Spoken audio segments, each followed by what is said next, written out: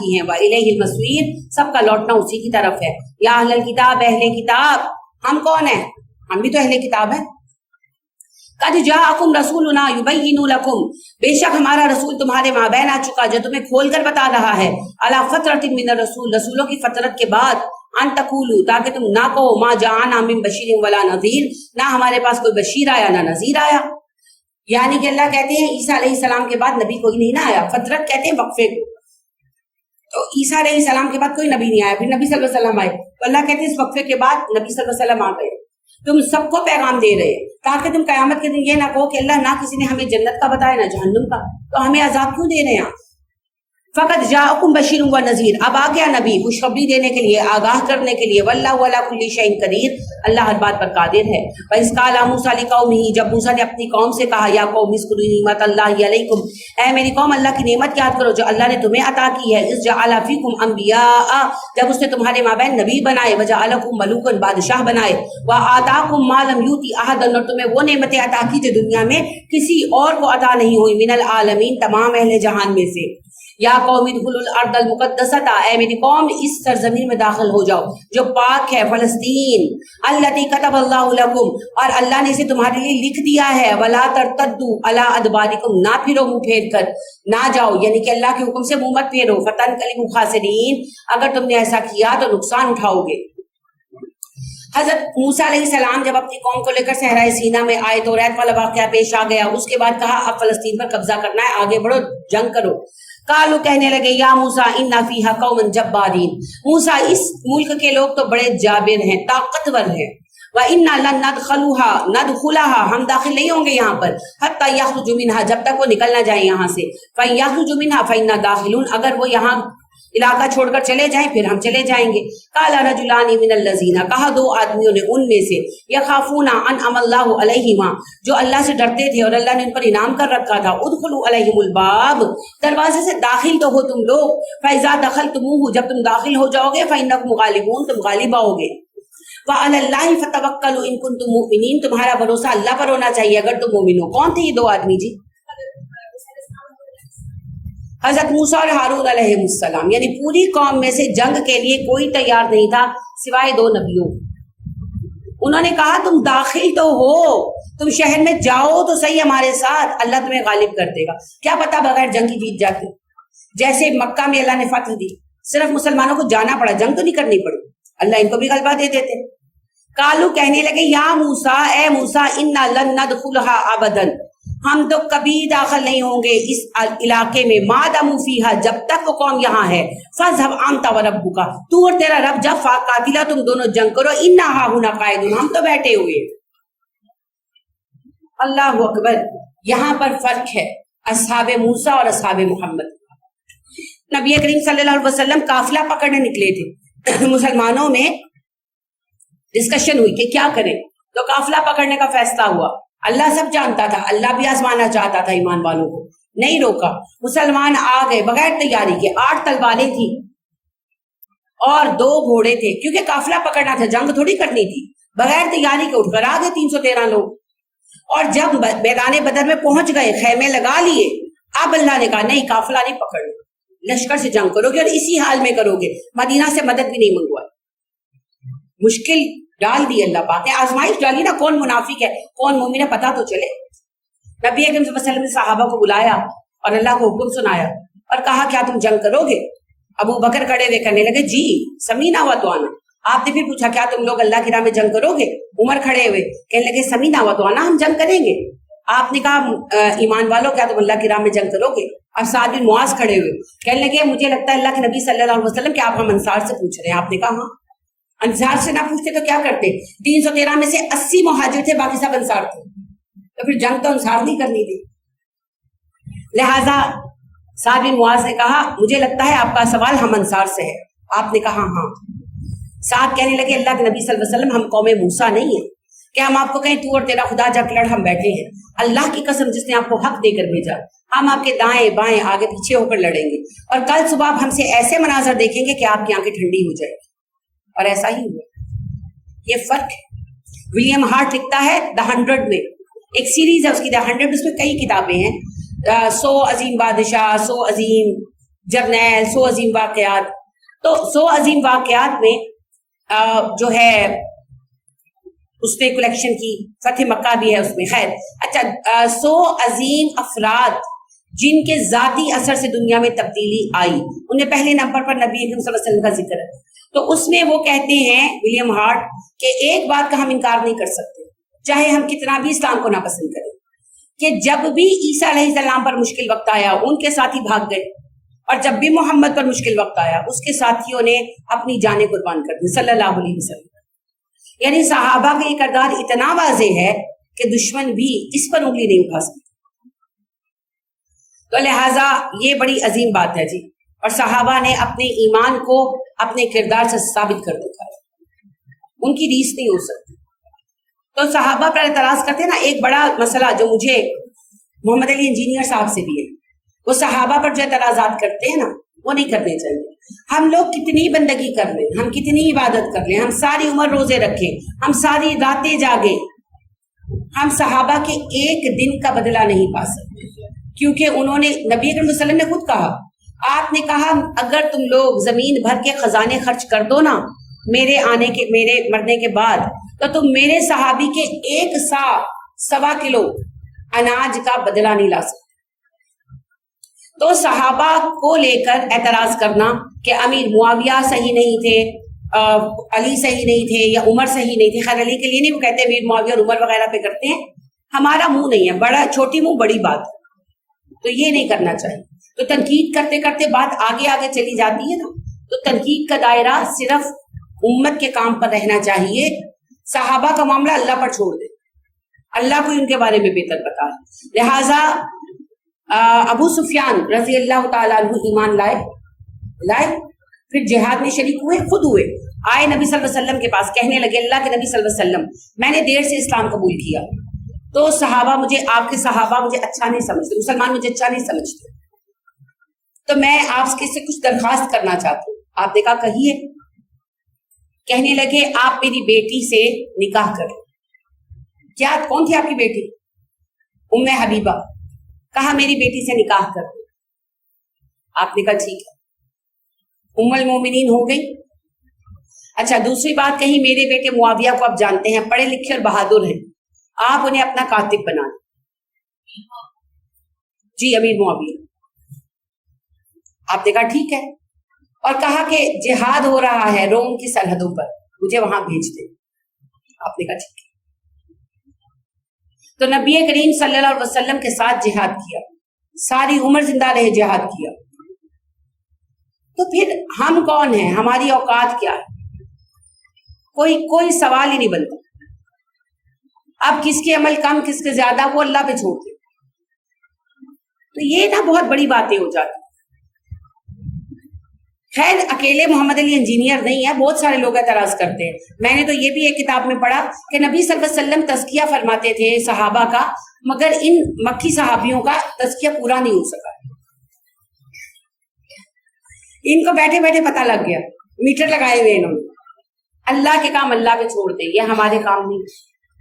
جو صحابہ ہیں نا، جنہوں نے نبی کریم صلی اللہ علیہ وسلم کے ساتھ جنگوں میں حصہ لیا، آپ کی پکار پر لبیک کہا، ہم ان کے اوپر اعتراض کریں یہ چاند پر تھوکنے والی بات ہے، ہمارا یہ کام نہیں ہے. ٹھیک ہے.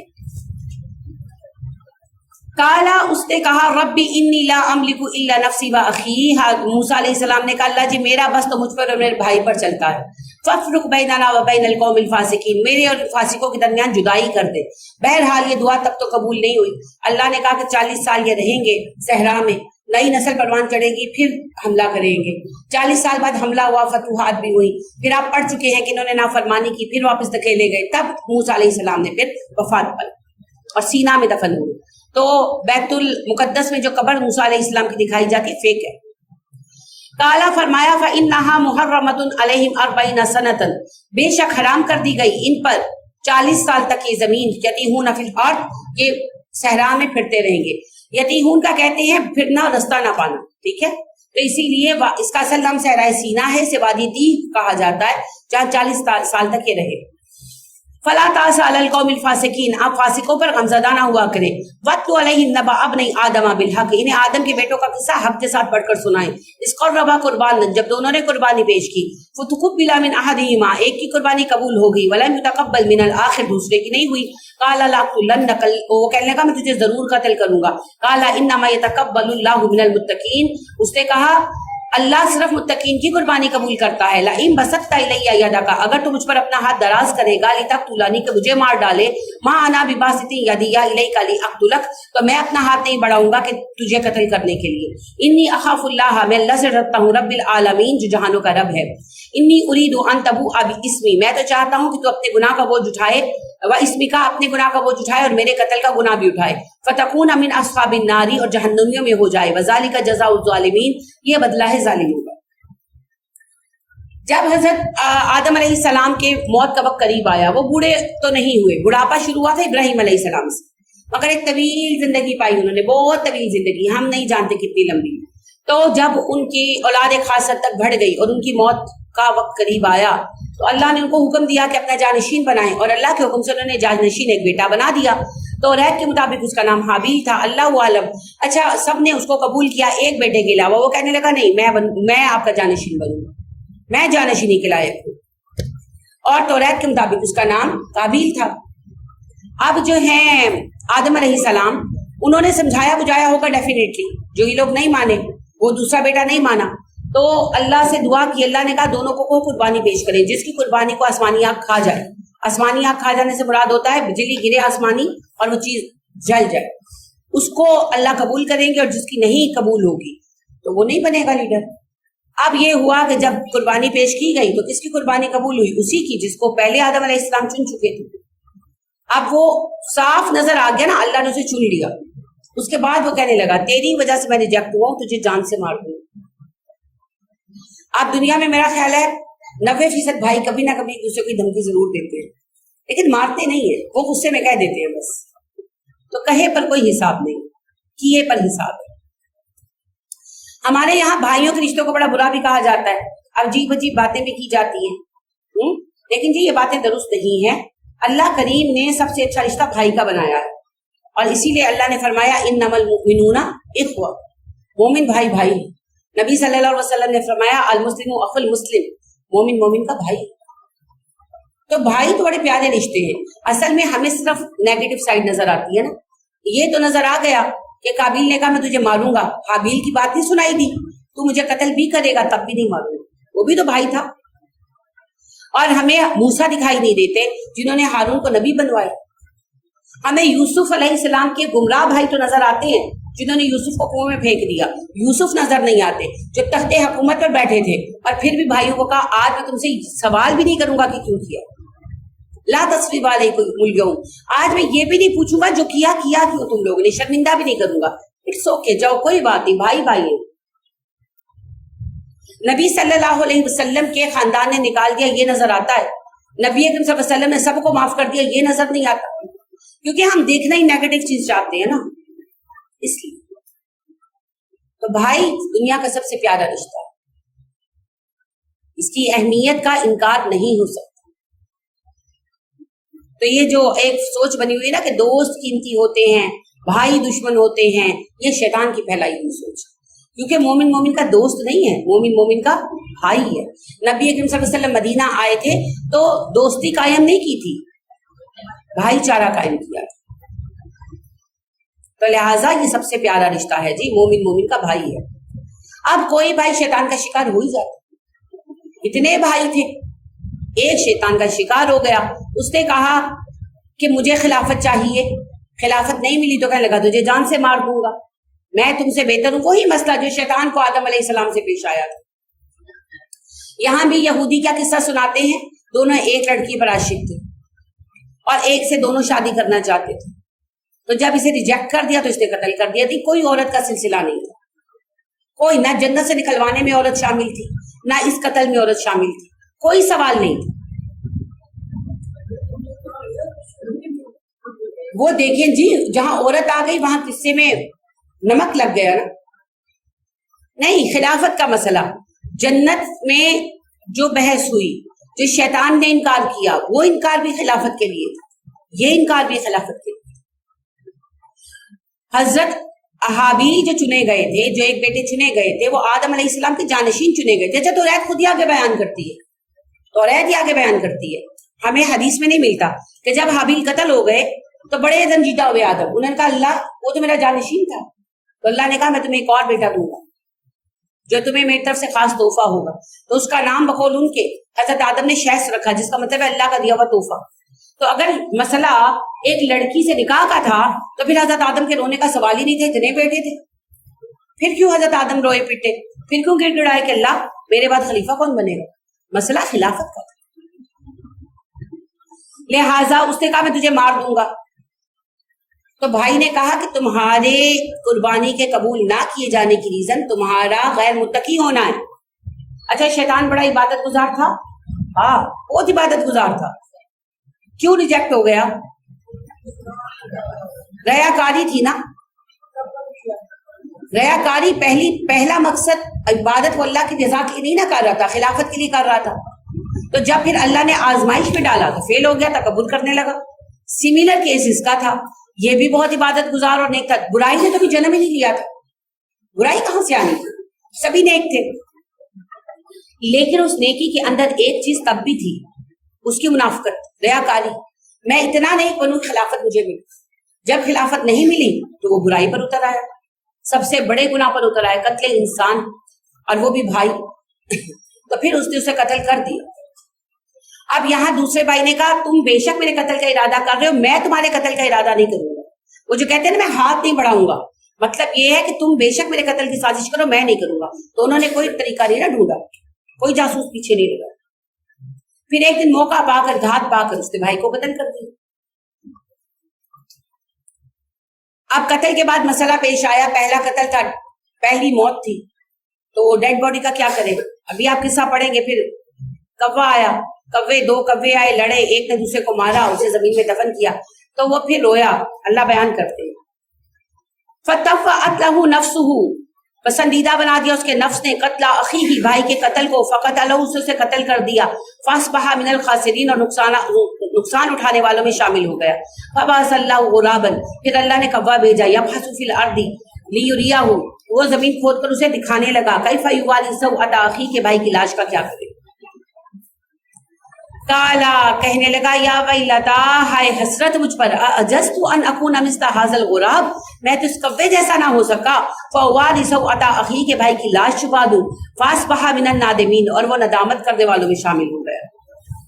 اگر تو اس نے توبہ کر لی ہوگی تو معاف کر دیا جائے گا۔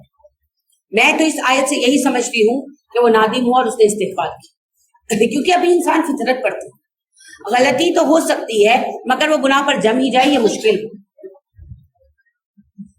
اور ہمیں تفصیل پھر آگے نہیں ملتی۔ اگر توبہ کر لی ہوگی تو معاف کر دیا جائے گا، اگر توبہ نہیں کی تو پھر اللہ سزا دینے والے ہیں۔ تو یہ سارا واقعہ اسی طریقے سے پیش آیا۔ من اجل ذالک، تبھی سے کتبنا علی بنی اسرائیل، ہم نے بنی اسرائیل پر لکھ دیا، یعنی اللہ کہتے تب سے ہم نے قصاص کا اصول بنایا، اور بنی اسرائیل کو بھی دوبارہ توریت میں یہ حکم دے دیا، انہ من قتل نفسا بغیر نفس، جس نے مارا ایک جان کو بغیر جان کے، او فساد فی الارض، یا زمین میں فساد کیے بغیر، یعنی کہ اس نے کسی بندے کو مارا حالانکہ اس بندے نے نہ کسی کی جان لی تھی اور نہ ٹیررزم پھیلایا تھا، فکأنما قتل الناس جميعا، گویا کہ اس نے سارے انسانوں کو قتل کیا، ومن احیاها فکأنما احیا الناس جميعا، جس نے ایک انسان کی جان بچائی اس نے گویا ساری انسانیت کو بچا لیا۔ اس میں مسلم غیر مسلم کی کوئی قید نہیں ہے، جس نے ایک غیر مسلم کو مار دیا بلا وجہ اس نے ساری انسانیت کا قتل کیا۔ تو یہ جو سری لنکن کو مارا کیا کہیں گے؟ کیا پلی لا سکتے ہیں؟ کوئی پلی نہیں ہے۔ اور جس نے ایک انسان کی جان بچائی اس نے ساری انسانیت کو بچایا۔ یہ نا دادا گیری ہے جی، یہ نبی صلی اللہ علیہ وسلم کی محبت میں نہیں مارتے، یہ ٹیررسٹ ہے سارے کے سارے۔ وَلَقَدْ جَاءَتْهُمْ رُسُلُنَا بِالْبَيِّنَاتِ، بے شک آئے ان کے پاس ہمارے رسول روشن دلیلیں لے کر، ثُمَّ إِنَّ كَثِيرًا مِّنْهُمْ بَعْدَ ذَلِكَ فِي الْأَرْضِ لَمُسْرِفُونَ، اور بے شک ان میں سے بہت سارے ہیں ان جو زمین میں فساد کرتے ہیں حد سے بڑھ کر، یعنی اللہ کہتے ہیں رسولوں کی دلیلوں کے بعد وہ زمین میں فساد برپا کرتے ہیں۔ اب تو ہم برابر ہو گئے نا، مردان میں بچہ مارا، اس بیچارے کو مارا، اور وہ جو ایک بندے سے قرآن ابھی پیچھے ریسنٹلی تو جو بعد میں پتا چلا کہ مینٹلی ریٹارڈڈ تھا کہ ایک بندے سے قرآن جل گیا تو اسے مار دیا ان لوگوں نے پکڑ کے پیٹ کے مار ڈالا. یہ ٹھیکیدار ہے. اگر کسی سے اختلاف ہے عدالت میں جاؤ.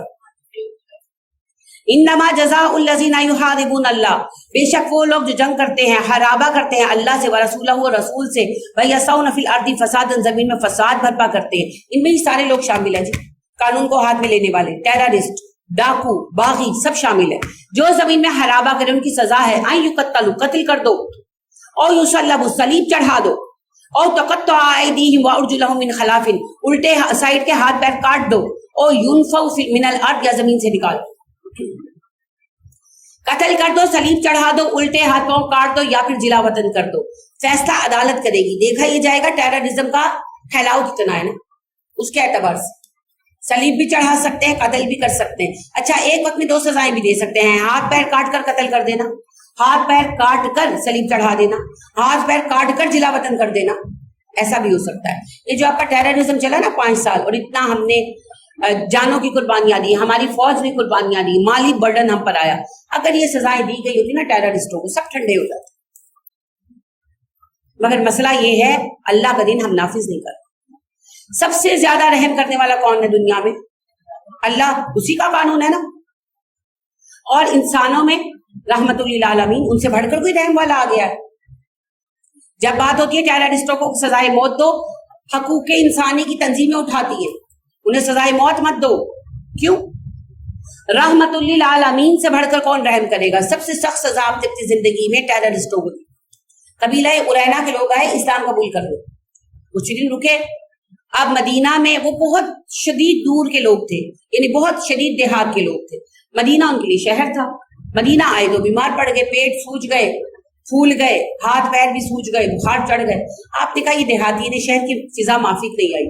ان لوگوں کو اونٹوں کی باڑے میں رکھو، اونٹوں کا دودھ اور شراب، اونٹوں کا دودھ اور پیشاب پیے، یہ ٹھیک ہو جائیں گے.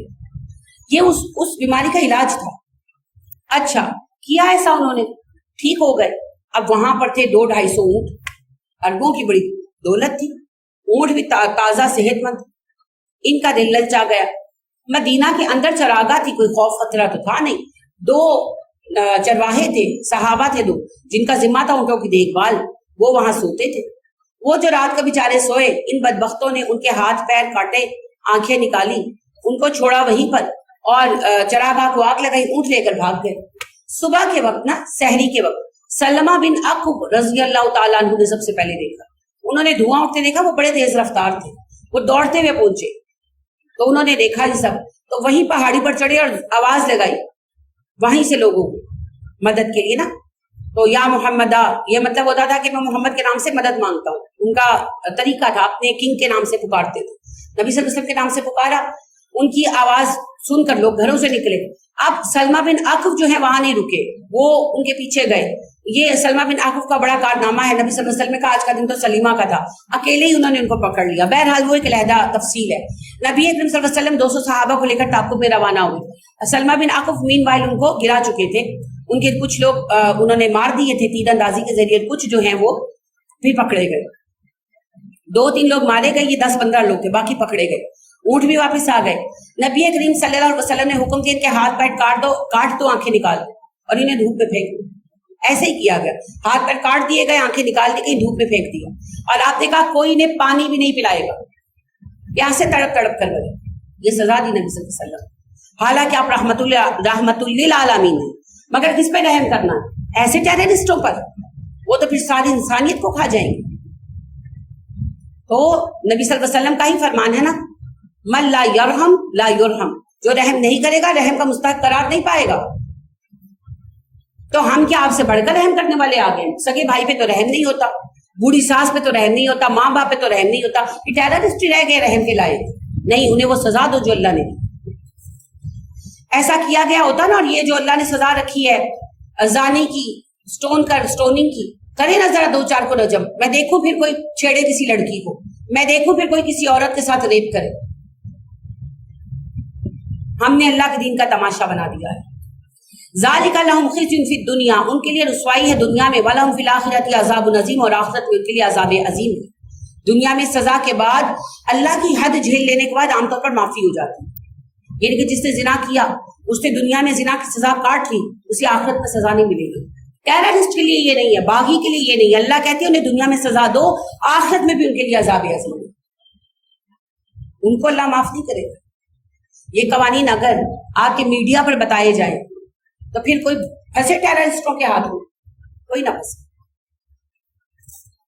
الا الذین، سوائے ان لوگوں کے تابو جو توبہ کر لے، من قبل، اس سے پہلے، ان تقدروا علیہم، کہ تم انہیں پکڑو، صرف ان کی توبہ قبول ہوگی جو تمہارے ہاتھ آنے سے پہلے توبہ کر لے۔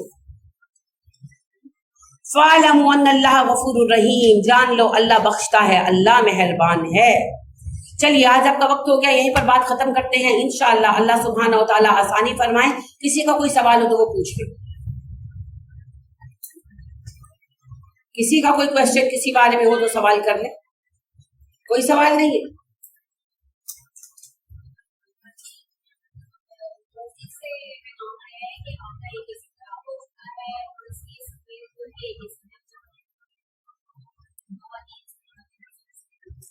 مسجد سے پیغام آیا ہے جی آپ کے لیے کہ مسجد کا ایک اے سی خراب ہو گیا، تو اے سی کے انتظام کے لیے فنڈنگ کرے گا۔ ٹھیک ہو گیا جی، پیغام آپ کو پہنچ گیا سب کو، اللہ آسانی فرمائے، آمین جی۔ اور کوئی بات؟ سبحانک اللہم و بحمدک ونشہد ان لا الہ الا انت ونستغفرک ونتوب الیک۔ السلام علیکم ورحمۃ اللہ وبرکاتہ۔